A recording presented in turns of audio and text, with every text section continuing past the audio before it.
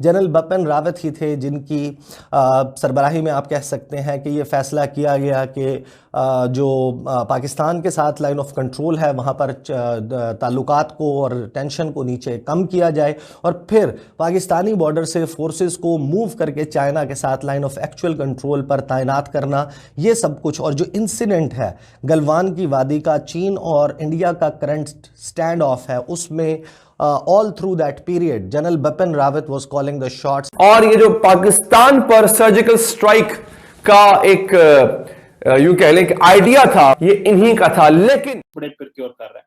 अभी यहीं पे 2 दिन पहले, 1 दिन पहले रशिया के सदर आए हुए थे, जो बिलियंस ऑफ डॉलर्स की डील्स हो रही थी। तो वो सारा बिपिन रावत का ब्रेन चाइल्ड था कि किस तरह आपने इंडियन मिलिट्री को वो जो है लीड करना है।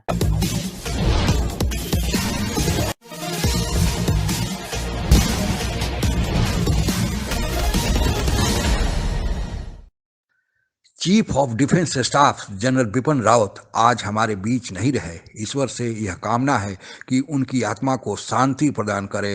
यह एक ऐसे जनरल थे जिनकी तारीफ हमारे दुश्मन देश पाकिस्तान और चीन की सेना भी करती थी। यही कारण है कि उनकी मृत्यु का खबर पाते ही पाकिस्तानी सेना से पहली श्रद्धांजलि भारत को प्राप्त हुई है। उनके व्यक्तित्व पर पाकिस्तानी मीडिया क्या प्रतिक्रिया दे रही है, आइए आप भी सुने।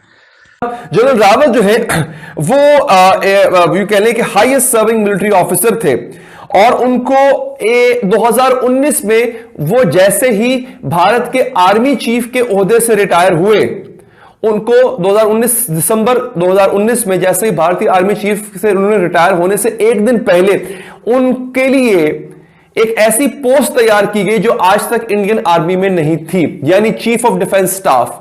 एक ओहदा क्रिएट किया गया जो कि आर्मी चीफ से भी बड़ा था, लिहाजा उनको जो है जनरल बिपिन रावत को रिटेन किया गया। आप यहीं से अंदाजा लगाइए कि जनरल बिपिन रावत मोदी सरकार के लिए कितने अहम थे कि उनके लिए तारीख में पहली दफा इंडियन मिलिट्री में, इंडियन आर्मी में एक ओहदा क्रिएट किया गया, तख्लीक किया गया। इससे पहले यह ओहदा नहीं था। जनरल बिपिन रावत ने 4 दहाइयां दी थी आर्मी में, लेकिन इनके जो सबसे नुमाया कारनामे हैं वो है कि ये इंडियन ऑक्युपाइड जम्मू कश्मीर जो है, भारतीय मकबूजा जम्मू कश्मीर जो है, वहां पे इन्होंने अपनी सर्विसेज काफी दी थी और म्यांमार के करीब जो इलाका है वहां पे इन्होंने सर्विसेज काफी दी थी, यानी इन्होंने वहां पे इंसर्जेंसी को खत्म किया था काफी हद तक। जो यूं कह लें कि जिसको भारतीय जुबान में घुसपैठिए कहते हैं, म्यांमार वाली साइड पे इन्होंने उनको खत्म किया था। पाकिस्तान दुश्मनी तो थी ही, और ये जो पाकिस्तान पर सर्जिकल स्ट्राइक का एक यूं कह लें कि आइडिया था। एक दिन पहले जिस किस्म का जो इवेंट है, उन्होंने बिम्स्टेक कंट्रीज हैं जो बे ऑफ बंगाल के इर्द गिर्द मौजूद ममालिक हैं, उनमें श्रीलंका, बांग्लादेश, नेपाल, भूटान, इंडिया समेत ये जो दीगर ममालिक हैं, इनके हवाले से जनरल बिपिन रावत ने जो इस ख़तरे का इजहार किया और गुज़श्ता चंद माह में वो ये बात तवातर के साथ करते आ रहे थे कि इंडिया जो है उसको पाकिस्तान से ज़्यादा चीन के साथ ख़तरा है और तमाम तर तैयारी चीन के हवाले से होनी चाहिए। जनरल बिपिन रावत ही थे जिनकी सरबराही में आप कह सकते हैं कि ये फ़ैसला किया गया कि जो पाकिस्तान के साथ लाइन ऑफ कंट्रोल है वहाँ पर ताल्लुकात को और टेंशन को नीचे कम किया जाए और फिर पाकिस्तानी बॉर्डर से फोर्सेस को मूव करके चाइना के साथ लाइन ऑफ एक्चुअल कंट्रोल पर तैनात करना, ये सब कुछ। और जो इंसिडेंट है गलवान की वादी का, चीन और इंडिया का करंट स्टैंड ऑफ है, उसमें all through that period general Bipin Rawat was calling the shots, he was the top man। आप कह सकते हैं बड़ी बड़ी डिफेंस डील्स हों या फिर इसके हवाले से फैसले वो करते नज़र आ रहे थे। ज़ायद अरसा इन्होंने सर्व किया, गोरखा रेजिमेंट से इनका ताल्लुक़ था और 40 साल से ज़ायद अरसे में ये आखिर में जो इनकी टॉप पोजीशन पे वो पहुँचे, ये चीफ़ ऑफ आर्मी स्टाफ बने, इंडिया के 26वें चीफ़ ऑफ आर्मी स्टाफ। और पहली मरतबा 2019 में एक ओहदा क्रिएट किया गया, ओहदा बनाया गया कि अब इंडिया में एक चीफ ऑफ डिफेंस स्टाफ की ज़रूरत है और 30 दिसंबर 2019 को इन्हें तैनात किया गया as the first CDS of Indian army, जो इंडिया के चीफ ऑफ डिफेंस स्टाफ बने और 2020 की 1 जनवरी से इन्होंने चार्ज संभाला। ये अभी तक पहले चीफ ऑफ डिफेंस स्टाफ के तौर पर सर्व कर रहे थे। इनके बड़े प्रिक्योर कर रहे हैं। अभी यहीं पे 2 दिन पहले, 1 दिन पहले रशिया के सदर आए हुए थे, जो बिलियंस ऑफ डॉलर्स की डील्स हो रही थी। तो वो सारा बिपिन रावत का ब्रेन चाइल्ड था कि किस तरह आपने इंडियन मिलिट्री को वो जो है लीड करना है। और बड़ी सारी इन्होंने पोजीशंस में जो है वो क्या उसे बोलते हैं सर्व किया। ये जीओसी रहे, उसके बाद ये ईस्टर्न कमांड को भी चलाते रहे, इंडियन मिलिट्री एकेडमी में भी ये काम करते रहे। और जिसे आप कह लें कि जो ज़्यादा इनकी जो लाइमलाइट में आना था जब ये आर्मी चीफ बने, और फिर उसके बाद सीडीएस में आए तो ये ज़्यादा जो हो गए।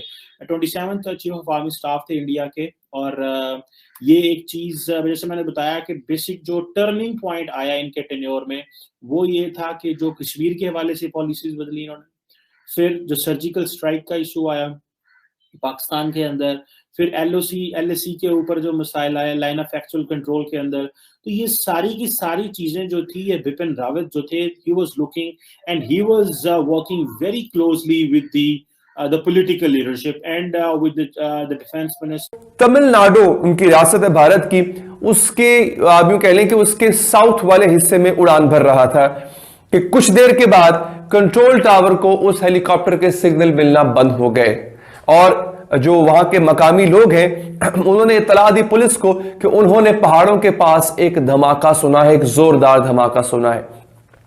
तो जब मकामी पुलिस वहां पर पहुंची तो पता यह चला कि ये एक हेलीकॉप्टर है जो कि गिरकर तबाह हुआ है। कुछ टोटल इसमें 14 लोग सवार थे। और बड़ी हैरानी की बात यह है कि जनरल बिपिन रावत की बीवी भी इस वक्त हेलीकॉप्टर में मौजूद थी जिस वक्त हादसा हुआ, यानी जनरल बिपिन रावत की बीवी उनके साथ मौजूद थी जिस वक्त यह हादसा हुआ। Chief of defence staff general Bipin Rawat का हमारे बीच से अचानक चले जाना हमारे देश के लिए एक अपूरणीय क्षति है। और उस समय ज़्यादा इनकी ज़रूरत थी जब चीन और पाकिस्तान दोनों के साथ हमारे देश के तनाव चल रहे हैं। इनकी अभी ज़रूरत थी, पर होनी को कौन टाल सकता है। जनरल बिपिन रावत एक सेना के हेलीकॉप्टर से तमिलनाडु के सुलूर आर्मी बेस से वेलिंगटन डिफेंस कॉलेज जा रहे थे। उस समय उस हेलीकॉप्टर में उनके साथ उनकी पत्नी के अलावे 11 अन्य सेना के अधिकारी भी शामिल थे। लेकिन वेलिंगटन पहुंचने के पहले ही बीच में उनका हेलीकॉप्टर नीचे जमीन पर गिरा, क्षतिग्रस्त हुआ और फिर आग के लपटों में समा गया। कहा जाता है कि उस समय कुछ लोग जिंदा थे जिन्हें नज़दीकी अस्पताल में ले जाया गया, लेकिन शायद सभी लोग जो उस हेलीकॉप्टर में सवार थे जान की बाजी हार गए। इनको भारतीय सेना में पहली बार सीडीएस का ओहदा दिया गया, चीफ ऑफ डिफेंस स्टाफ, यानी तीनों सेनाओं का इन्हें प्रमुख बनाया गया। तीनों सेनाओं को एकीकृत कमांड के अंदर लाया गया ताकि अगर कोई ज़रूरत पड़े तो तीनों सेनाएं एक कोऑर्डिनेशन में एक साथ मिलकर काम करें। और यह ओहदा इनके लिए पहली बार इनके जनरल यानी सेना प्रमुख के सेवानिवृत्ति के बाद दिया गया।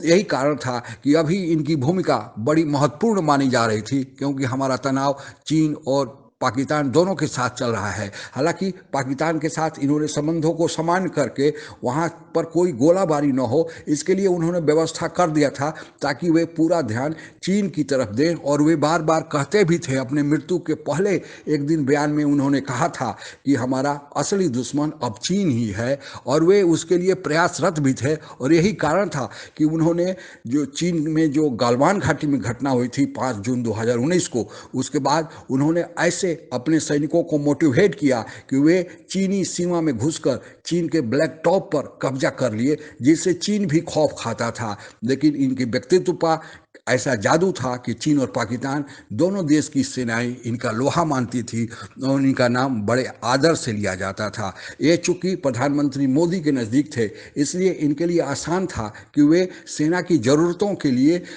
उनसे धन प्राप्त कर सके। और यही कारण है कि अपने सेना के अधिकारियों और जवानों के सुविधाओं के लिए तथा सेना के आधुनिकीकरण के लिए वे बहुत ही प्रयासरत थे। और जो अभी रसिया से S-400 खरीदा गया है और फिर अनेक करार किए गए हैं, वह इन्हीं का ब्रेन चाइल्ड या इन्हीं की देन थी। आज हमारे बीच नहीं है, होनी पर किसी का बस नहीं। एक दिन तो सबको जाना है, लेकिन असमय चले जाना दुख का कारण बनता है। आज पूरा देश इनके चले जाने से गमगीन है। इनको हिंदुस्तान की आवाज़ की परिवार की तरफ से भावपूर्ण श्रद्धांजलि। जय हिंद। आप अगर हमसे जुड़ा रहना चाहते हैं तो कृपया मेरे चैनल को सब्सक्राइब करें तथा बेल आइकन भी दबा दें ताकि नई वीडियो की जानकारी तुरंत आप तक पहुंच जाए। धन्यवाद। जय हिंद।